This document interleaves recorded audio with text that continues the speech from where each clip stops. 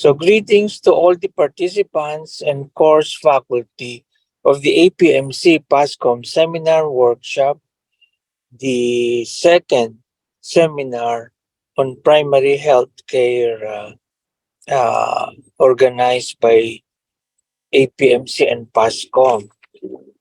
So let me congratulate the organizing committee uh, of this course for a very successful and high-level academic event uh, portraying the true nature of PASCOM as an academic society.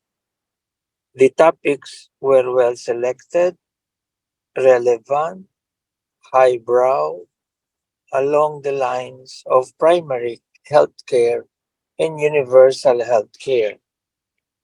The speakers are all experts and well experienced in their respective fields. The general learning outcome has successfully has been successfully achieved.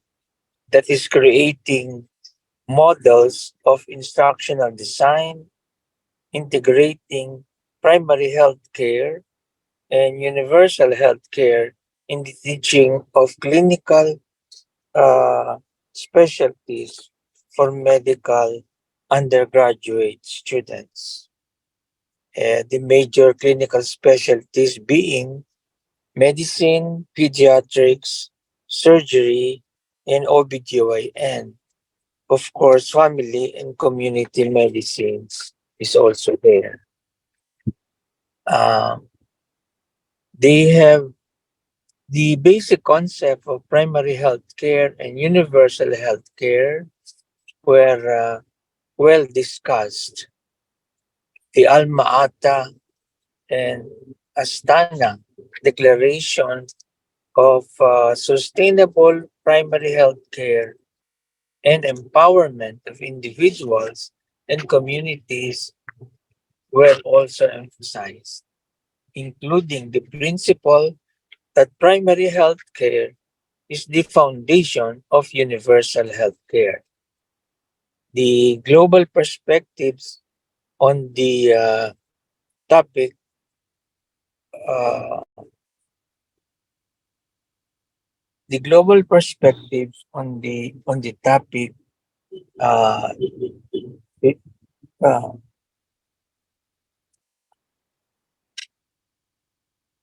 opened our eyes to new aspects of planning and analysis, as well as the WHO competency framework for universal healthcare coverage. The instructional design details was discussed in the breakout groups, and the discussion uh, on the outcomes and the teaching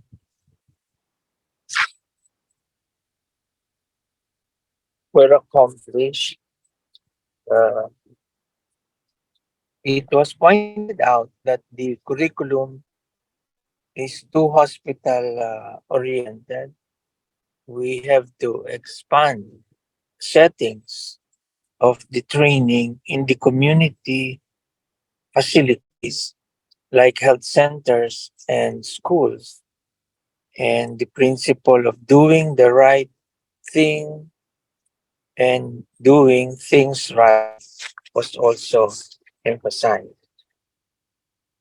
The implementing rules and regulations of the universal healthcare emphasize the roles of the Department of Health, the CHED, and the PRC. The DOH job is to develop the health system and services. The CHED's job is to update policies, minimum standards, and guidelines. The PRC is tasked with licensure, and the medical schools are in charge of the curriculum with the guarantee of academic freedom. The teaching strategies will depend on the type of curriculum that the medical school selected. Uh, and the unifying factor are the 10 learning outcomes developed by the tech. Uh, the, uh, the training hospitals and the community agencies provide experience in patient care. The PASCO is concerned with quality assurance by accreditation.